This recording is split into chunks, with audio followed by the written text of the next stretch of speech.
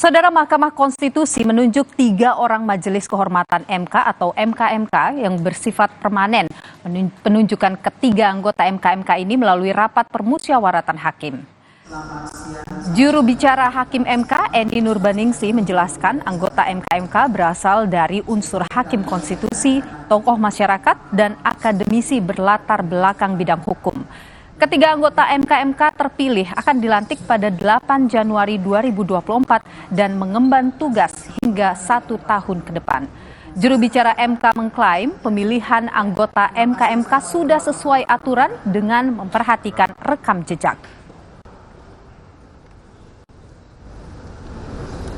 Harapan kami dengan terbentuknya MKMK ini ada kelembagaan yang secara day to day itu kemudian bisa melakukan pengawasan terhadap pelaksanaan dari pedoman kode etik tadi atau pedoman perilaku hakim konstitusi.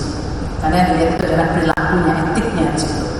Ya, jadi mudah-mudahan ini bisa berjalan dengan baik dan kami juga berharap ini menjadi bagian penting karena bagaimanapun juga kita akan menghadapi perselisihan hasil pemilihan umum di mana di situ memang kemudian persoalan terkait dengan etik itu harus dijaga sekali.